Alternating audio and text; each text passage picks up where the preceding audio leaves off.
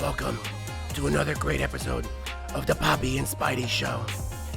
Here I am with my fellow crime-fighting friend. Two strong men to discuss the beauty of comics and how comics have saved the world. Answer to me! Hello, Tarzan, my friend. Great Howdy. seeing you again. We have to reveal our identities now, I imagine.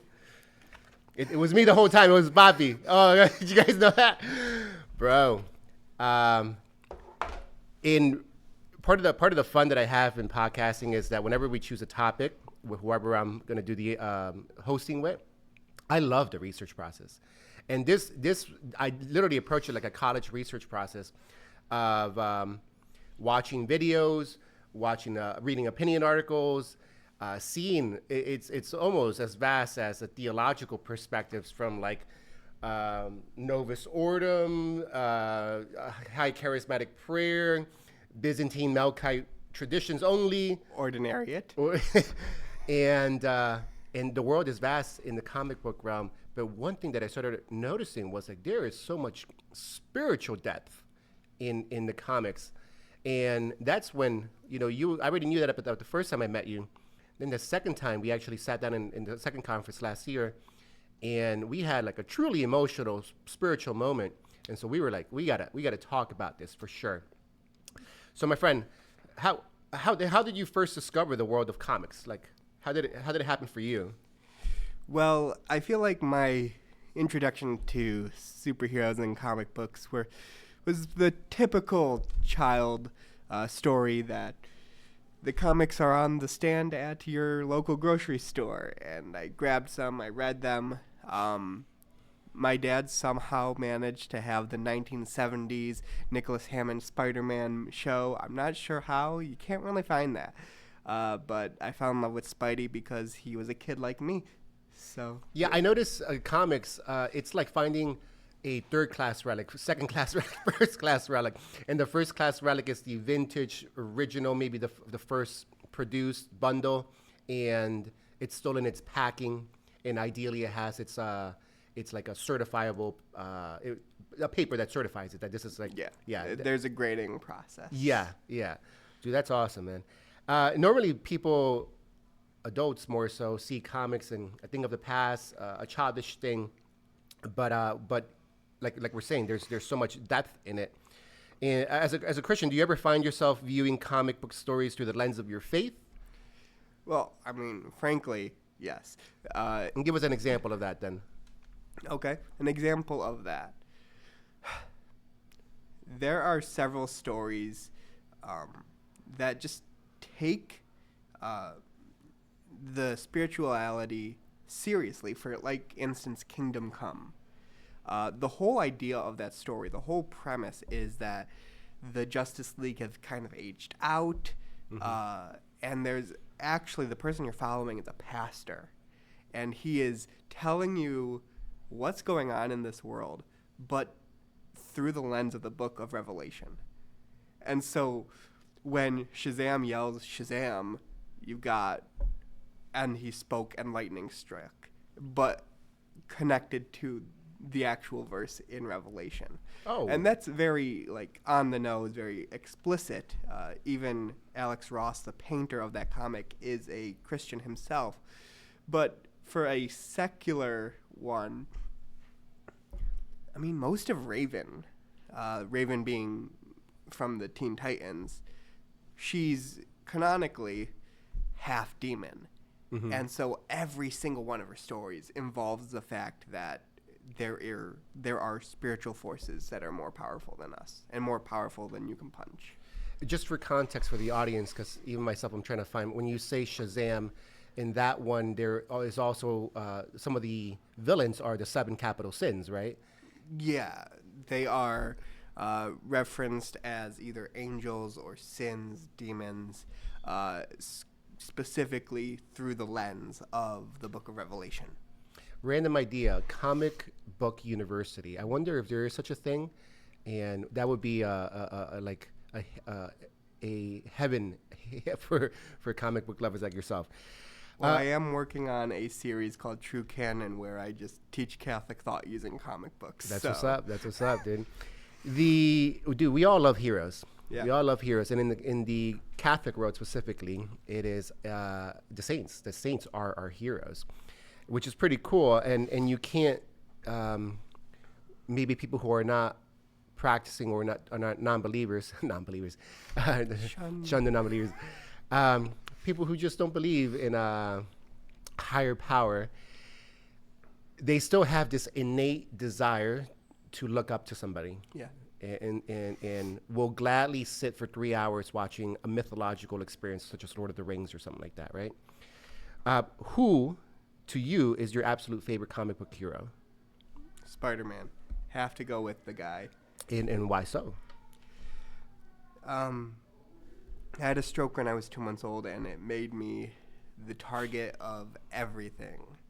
And Spider-Man was a kid from Queens, unlike every other superhero who didn't have to worry about anything. This kid from Queens was bullied, picked on, and he showed me that even in this struggle, there is something to hold on to.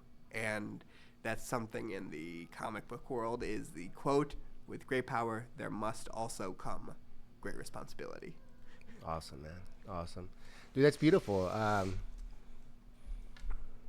Is there a specific experience or a part in the comic that happened to you that really connected to you, though? In the comics, I mean, you could take a lot of stuff. The jocks weren't always the nicest to me, just like him having Flash Thompson. Oh, right. Okay, now I'm catching what you're throwing. But, and even growing up, even like after all that, like the jocks became my friends. We kind of like squashed the beefy, after high school. And that same thing happened to Spider-Man. When Gordon becomes a politician, right? No. Not Gordon. When Flash Thompson joins Thompson. the military, because that's what Spider-Man would do. So that was hysterical that I realized. He teases Peter, yet loves Spider-Man, and even goes as far as defending Spider-Man, the public, the public image of Spider-Man, because the whole city had turned against him. Yes, because he's a menace, according to Jonah Jameson, but not to Flash. Yeah. So again, in my deep research, dude, I was blown away by the variety of comics, the variety of directions Spider-Man went. I didn't know many things happened. One of them being that he makes a deal with the devil, right? Could you elaborate on that and why he did that? So it stems from the storylines of Civil War, which was adapted into the MCU, but very different entirely, and Back in Black. In these storylines, Spider-Man, out of a sense of duty, believes it is his duty to reveal his identity, to join Iron Man in the side of registration. He goes up on stage, takes off his mask, and says, "I am Peter Parker, and since I was 15, I've been Spider-Man." Unfortunately, what that leads to, without him even consulting his wife or his aunt, well, now all the villains know who to go after. Yeah. And his aunt gets shot. Aunt May gets shot. And Aunt May, no. And Peter knows exactly who made the call. Mm-hmm. Kingpin, Wilson Fisk, who's in prison. And so he takes off his red and blue, puts on his black suit, not symbiote. He had gotten rid of that by that point, and broke into prison to beat up Wilson Fisk. Wow. And throughout all of that, there's a lot of ups and downs, just trying to figure out what to do. And the devil, Mephisto, he wants Spider-Man's future, his kids. And so he's like, "I'll make you a deal. You give me your marriage, and I'll give you your aunt back." And at the same time, he's doing the same thing to not Aunt May. He's doing the same thing to Mary Jane, being like, "Hey, I know you also love his Aunt May. I will do this if you give me your marriage." And through that whole time, Spider-Man is chasing this little girl. He doesn't know who she is, but he knows she's lost. So he's trying to like help her. When he makes the deal, that little girl appears and disappears because that was supposed to be his and Mary Jane's daughter. Bro, I didn't notice. I didn't catch that part in my research. Wow. Yeah. So he sold his marriage to get Aunt May back. And his His future, literally like a Rumpelstiltskin type thing, like your firstborn, like gone. And they have not been married again since in the comics. Mary Jane and Peter are not technically together. Though if you look at every other form of the comics and movies and such, they're the perfect couple. So everybody's like, it's Peter and MJ. But since that moment, that's not been the main canon.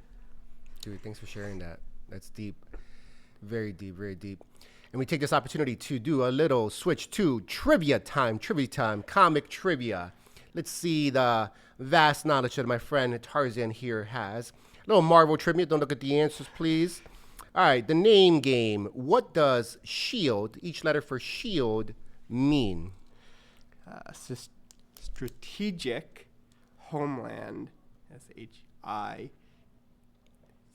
intervention or then Supreme Headquarters International Espionage Law Enforcement Division.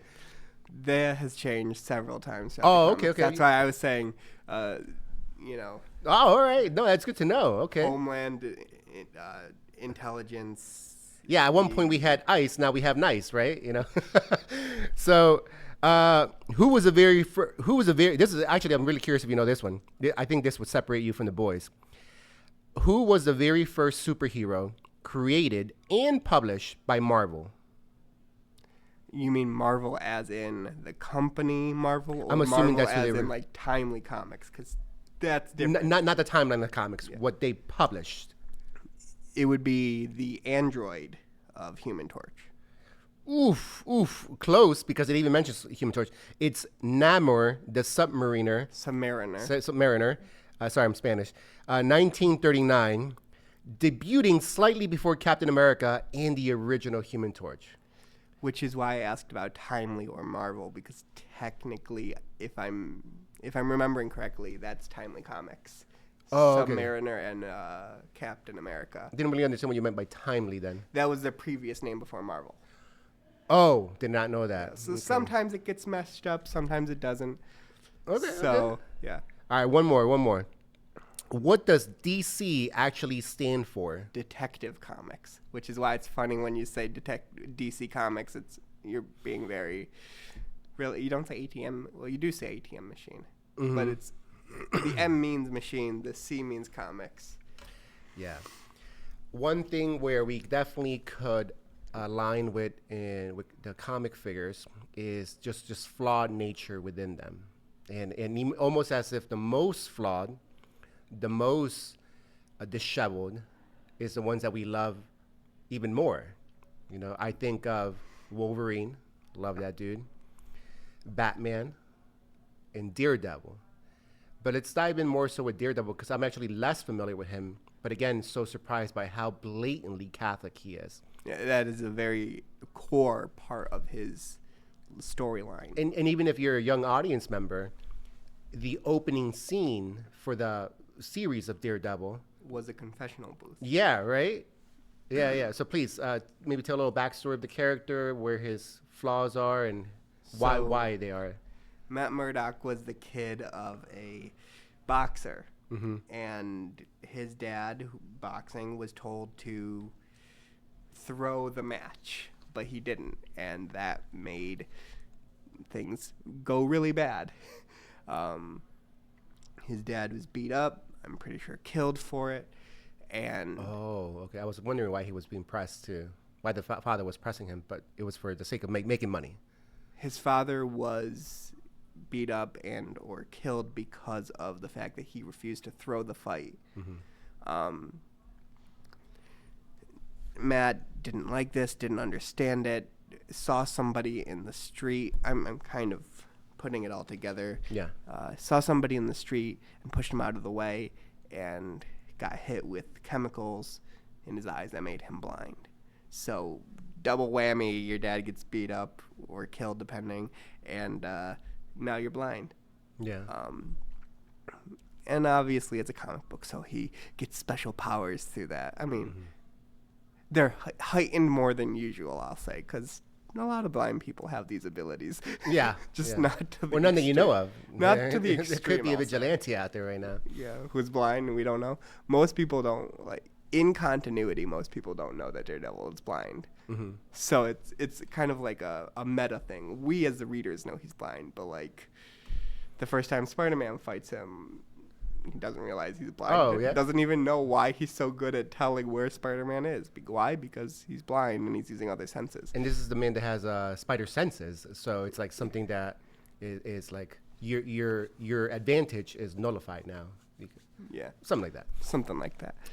And so he grows up and he remains devoutly Catholic. Actually, in the last decade, they did a whole run where Daredevil died, was born again, and when he was, even though the show is called Daredevil Born Again, when I say he's born again here, he comes back as a Catholic priest, not a lawyer. So he's Catholic priest Matt Murdock.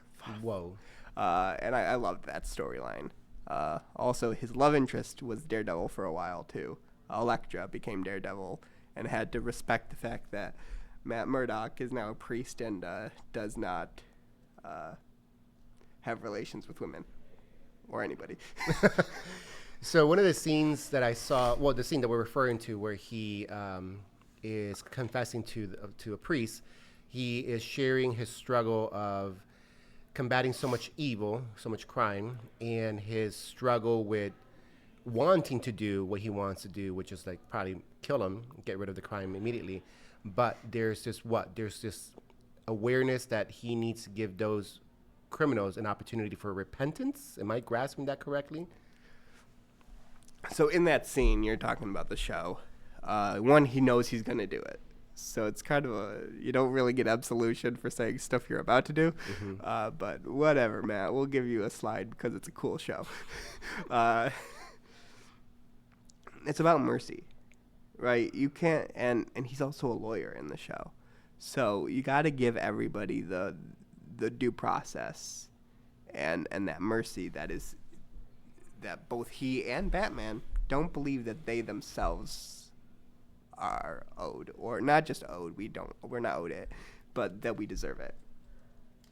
That's very much the point of both of these characters, is we don't deserve forgiveness, but we have to give it to the others. It's about mercy. Wow. I've never heard it said that way. And what a beautiful circumstance that's happening. Whew. Okay. Identify the quotes. Let's see if you could identify these quotes here from well-known comics. I almost got you killed to save my own skin. Why should you or your God care about me?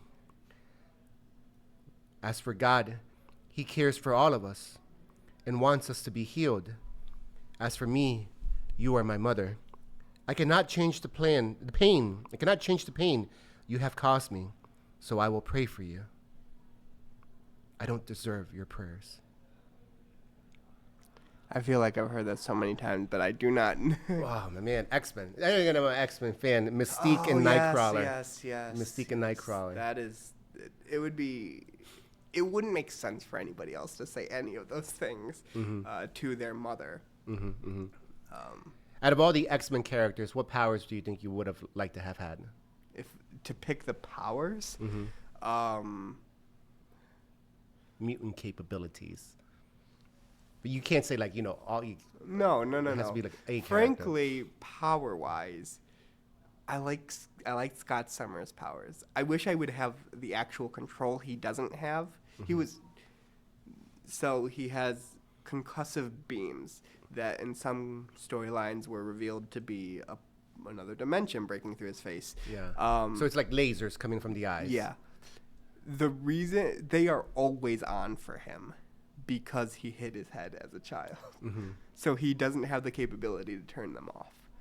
So I would like to be able to control them, but those powers, that'd be nice to be able to like Right on. And talk about the differences of story writers. So I heard that fans didn't like the portrayal of Cyclops in the early movies because he was presented as not the alpha that he really is, the leader that he really is. And I had forgotten how he was presented in the early comics. And then this recent animation comics that came out for X-Men, did you see it? The animation for the comics? Not the Are you talking like, the show? the show. 97? Yeah, it's like the X-Men 80s, but 97, X-Men 97. the series continues. Yes. Okay, cool. Cyclops, one of the manliest men I've ever met. And fans loved it because they thought that was original. That's who he is. They didn't alter his character. They actually were more true to who he was. Because Scott Summer is the leader of the X-Men. Mm-hmm. And in the show, not the shows, the movies, the gripe is the fact that he's very much... Beta? Beta could be the word. Mm-hmm. I would say emasculated. Yeah, for sure. They emasculated him very much in that show, screaming for literally no reason, or just a little bit overly emotional. But the show does line up better with the comics. The show actually was trying to follow the comics originally. And so you get that more like, I am the leader of this. And because the previous show had ended with the loss of Xavier, he is now not just the leader of the X-Men, but the leader of Charles Xavier's School for Gifted Youngsters. Yeah. So you have that double leader position. Yeah. And though I loved Hugh Jackman as Wolverine, He's too tall. too tall. And I love how Deadpool in the second movie, right? They make a reference. They Comic book accurate Wolverine. comic book accurate Wolverine. And he was like a short little guy, long pointy hair and all that. I like that in that. What is that series called? What we're referring to, where it's Cyclops portrayed better. That was X-Men 97. X-Men 97. So a continuation of the series from way back. Okay. Yeah. In the comics, Wolverine was presented more feral, Yes. more animalistic, which is more accurate to his actual genetic mutation. Yeah. Which I appreciated that. And depending on which person you want to talk to, he's either a mutant human or he's a mutated Wolverine. That has been said in the comics, and it's absolutely funny. Granted, it was a leprechaun, so can you really trust it? One more trivia, maybe two.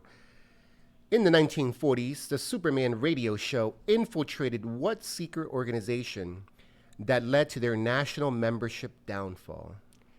That would be the KKK. Which blows my mind. I didn't know that Superman was fighting the KKK. Yeah. It also was the introduction of K-metal. Kryptonite was originally a metal called K-metal. Whoa! And the show is the one that started the idea of kryptonite before the comics could. Look at that. Look at that. Easy one. What is the name of the Superman's famous dog? Crypto. Mm-hmm. Crossover trivia. Marvel and DC famously collaborated in 1996 for the DC versus Marvel miniseries. Mm-hmm. Who won the climactic brawl between Wolverine and Lobo? I did not read that comic. What a bummer, man. It says Wolverine, but Wouldn't- it was based on a voting system where the fans got to vote, and they voted for Wolverine. How Wolverine won, I don't know, because Lobo has Superman human. Yeah, he's superhuman, quote unquote. He's an alien, but Wolverine also has the healing factor that basically brings him back from the dead. So you could kind of go either way with those characters. I just heard that Superman can't defeat Lobo. Something about he's never been able to defeat Lobo. Yeah. Okay, so my limited knowledge right there. I will also say this because it is kind of pertinent because you brought it up. It was 30 years ago that a whole series started, and almost 30 years to the month. It was March instead of April. It's been the first time in 30 years that Marvel and DC did a crossover event. And I had to buy both versions of Spider-Man, Superman, and Superman, Spider-Man because I was just born when that last crossover happened, and if I didn't, I'm in remission for cancer. Yeah. If that didn't happen, I would not. If I didn't find out about the cancer in time, I would not have lived to see the crossover again. So I bought those as a victory lap against cancer. That's what's up, man. That's great. Yeah. That's great. Any connection to Deadpool isn't a worthy, admirable character to look up to, but that's his scenario, right? Yeah. I do have a tattoo of Deadpool on my... I have a Deadpool tattoo. And hysterically enough, when they put the PICC line, which is this cord that basically is stitched to your heart for chemo, when they put that in me, they put it through the tattoo of Deadpool. So every time I get chemo, Deadpool's getting chemo, and his power is cancer. That is hysterical. For those of you who don't know, he used to be like this mercenary and met the love of his life and was willing to change his life. I'm summarizing things here as best as I could. It was diagnosed with, at least this is that movie Deadpool. Yeah. Deadpool. Sorry, doing the best I could here, and he gets cancer, unfortunately, and he leaves his woman and is willingly signs up for a procedure or method that basically a super soldier program to activate his mutant genes that are dormant. So he's dying. He looks horrible, but they were able to activate it, and his mutant capability is... It's cancer. It's healing factor because his body's just continuously growing tumors. That's basically how it is in the comics and the movie. But he looks better in the movie than he does in the comics. Yeah, so he gets cut, pierced, shot in the head, limbs cut off. They just grow back. So he literally cannot die, and that's part of his... Well, originally he could die. Just you had to kill him. And then... because he fell in love with death. This is in the comics. He fell in love with death at the same time Thanos did, which in the comics is the actual reason for Infinity War, not to heal the world. It was literally because he wanted to impress the embodiment of death. So because of that conversation, because of that, Thanos was like, you can't die anymore because I want the girl, not you. Dude. Bro. Comics...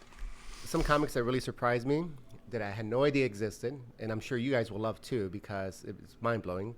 Marvel wrote 3 comics, one for St. Francis, Brother of the Universe, right? Mother Teresa. What was the title for that one? Or was it just Mother Teresa? Do you remember? No. Okay. And then one on Pope John Paul II. JP2. Yeah. So what do you know about them? Have you ever read them? I have not been able to get my hands on them, so I have not read them. But they are the life stories of each of these great saints. They also did in the 80s the Easter story, which is from Palm Sunday to the resurrection of Christ. And it was a whole thing that they did in the 80s about these great men and women in the Catholic faith. Yeah. And it was explicitly Catholic. Yeah, I appreciate these little side projects that the comic book world does. One of them being Batman Holy Terror. When he was a priest. So, and succinctly tell us his Batman story. In the Holy Terror? Or? Yeah, Holy Terror. Well, basically... Which is an alternative universe. They're called Elseworld storylines in DC. Elseworld storylines, yeah. Okay. So Marvel has What If, and DC has Elseworlds. These are... basically, let's tell a story that's not the typical story. And we're not bound by the original. The typical canon or anything. This is just... So you fans over there, leave us alone. We're just having fun here. We're having fun, and you might like it or you might not. Deal with it. Basically, he becomes Batman, but through the priesthood. Same losses. Parents killed, but his reaction, instead of, seeking the darkness... He goes to seminary. Yeah. And then along the way, with the help of Detective Gordon, discovers his father's journal and a bat costume that his father used to wear for a passion play. And at that point is when he gets inspired to become a crime-fighting nighttime person. Yeah. Yeah, that's awesome, dude. No, I would have never known this if I had not done this research, which is why I love it, dude. One of the things that is like new news to a lot of people is Batman is a lapsed Catholic. Yeah. Like, Yeah. It's been like all everywhere. And I'm like, bro, if you've read comics for any amount of time, you knew he was from the Catholic Church. Like, this isn't new. Which I think would make sense because if he has such a high moral standard, then that really only gets developed from a Catholic background. My opinion. Another character that will totally surprise people, I would say. We've already said what? Good ones, Nightcrawler. Well, let's just say the ones that surprised me, Deadpool. Deadpool is Catholic. Ish. Yeah, not practicing, of course. And the other one is the Punisher. Again, ish. But Yeah, ish. So while like we said, Daredevil is more of a person who's struggling with his morals. And Daredevil tries to follow his faith. Mm-hmm. The rest of the ones that have been mentioned, well, besides Nightcrawler, are I'm culturally Catholic, bro. Yeah. Type of reaction. Nightcrawler is my favorite X-Men because of it. Yeah. Because he is so devoutly Catholic and refuses to let that go. Yeah. He did at one point, but I think they realized their mistake in writing that. So. Yeah, man. The other one, just to touch, Superman. I didn't realize that the comic book writer intentionally wanted to present him as a Christ-like savior figure. They were Messianic Jews. Okay. So Jews that believed that Jesus was the Messiah. It was a comic book writer that wrote that. Yeah, those are... So, Jerry Siegel and Joe Shuster, they are immigrants, and they move to Cleveland, Ohio, and they create Superman. And when they created Superman, it was Moses and Jesus because they were Messianic Jews. Dude. They were Jews who believed that Jesus is the Messiah. Blowing my mind here, dude. Blowing my mind. In closing, my friend, we're kind of getting towards that hour. If you were writing a comic book and could give any hero one Catholic virtue to wield as their greatest superpower, which virtue would it be and why? Well, you wrote it down earlier. It's mercy. And the important bit of that is, well, I think it's funny if I'm writing a comic. I am writing a comic, and I wrote some of it on your porch last year. Awesome. He's a royal, and the faith is important. Whether he doesn't know about the God of Catholicism, Christianity, but mercy is important to let your enemies know that there's something better than that. To give them something that we don't deserve by any merit of our own, but yet God gives us. Every villain, no matter what, deserves mercy. Even if I'm not writing that character to have redemption, he still deserves mercy. Yeah, amen. Could you just briefly, so the audience could, the fans could pray for you, just update us with your cancer situation right now? You are... Yes, so I was diagnosed with acute lymphoblastic leukemia in September. It really started hitting me at the end of July and August. So I had cancer last time you saw me, but I didn't know. And one of the people who was here last year actually noticed something was wrong, and I had no words. But since then, I am currently in remission, but it's going to be a long road of maintenance phases to make sure that this cancer is dead, because it may be easily put into remission, but if it comes back, you have to beat the dead horse, basically. Yeah, man. Well, you're a hero to me. You're a hero to your 2 kids, your wife, and to all the fans out there, my bro. So, as we say goodbye, or not as Poppy, but as Batman and Spiderman. This mask's a lot harder to put on, Batman. We thank you for another great episode. Join in here. at the Poppy and Spidey Spidey Show. Show. See you next time. Flip.